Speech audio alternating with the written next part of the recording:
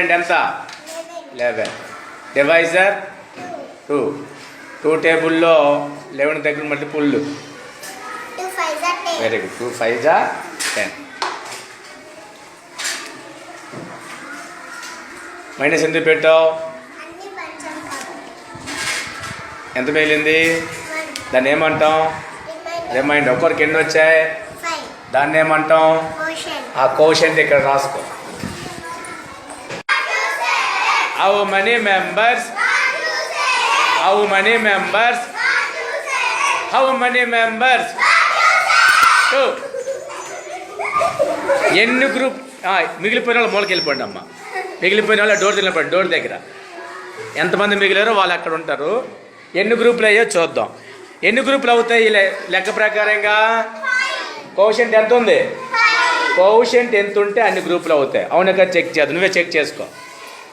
1 2 3 4 5. ఎన్ని గ్రూపులు అయినాయి? So your quotient is right. Quotient is 5. Remainder ఎంత? ఎంతమంది మిగిలారు? 1. రిమైండర్ మనకి ఎంత వచ్చింది చేస్తే? ఎంత? 3. 3 టేబుల్లో 23 దగ్గరగా ఉన్న మల్టిపుల్ చూసుకోవాలి.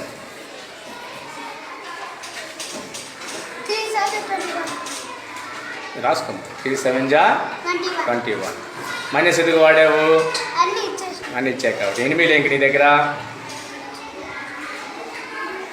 ఎనిమిదిలే. దాన్ని ఏమంటాం? ఆ రిమైండర్ బాక్స్కి రాసుకో. ఒక్కొక్కరికి ఎన్ని వచ్చాయి అంటావు? దాన్ని ఏమంటాం? ఆ కోషన్ బాక్స్కి రాసుకో.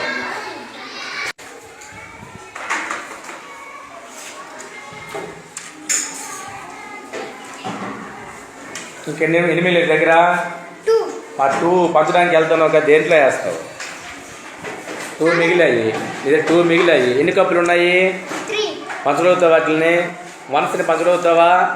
పంచలే కాబట్టి ఆ చైర్లో ఉంచే. ఎందుకంటే 2 మిగిలాయి. 3 కప్పులు.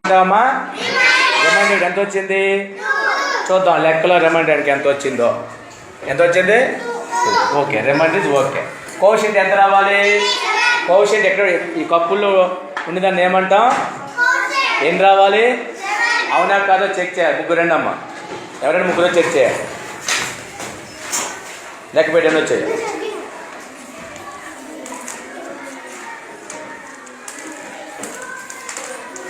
7. ఓకే. డివైజర్ ఎంత?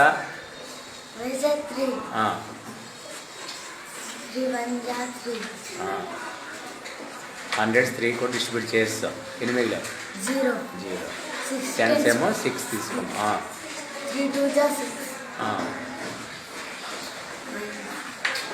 6లో 6 పోతే 0. 1 8 ఇంకా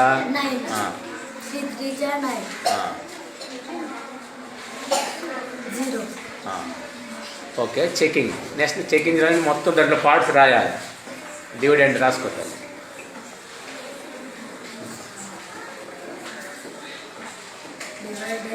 డివిడెండ్ కిందన డివైజర్. వాటి పేర్లు ముందు రాసుకో.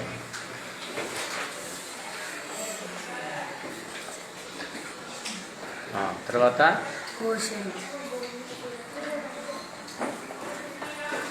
Very good. Next remainder. దాంట్లో పార్ట్స్ అన్ని వివరంగా రాసుకుంటూ వెళ్తూ ఉండాలి. What is the dividend? 369. What is the divisor? 3. What is the quotient? 123. What is the remainder? 0. Checking reading పెట్టి చేయాలి. ఇక్కడ రాసుకోవాలి అంతా ఎవరైనా. ఇక్కడ సెకండ్ పార్ట్ తీసుకో. చెకింగ్.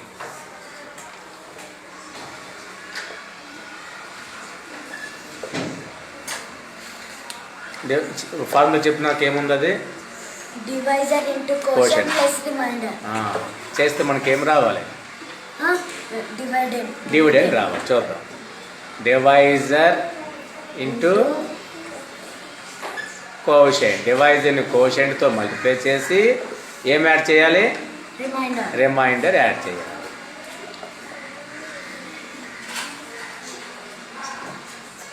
ఓకే. ఈజ్ ఈక్వల్ బ్లాకింగ్తో చేయాలి. డివైజర్ ఇంటూ కోషంట్ ఎంత అవుతుంది? డివైజర్ ఎంత అమ్మా? డివైజర్ 3. కోషంట్ ఎంత?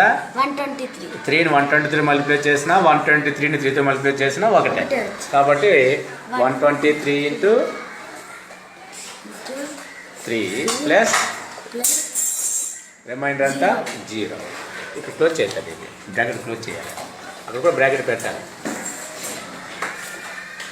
ఈజీక్వల్ పెట్టి ముందు ఈజీక్వల్. ఇప్పుడు ఏం చేస్తాం?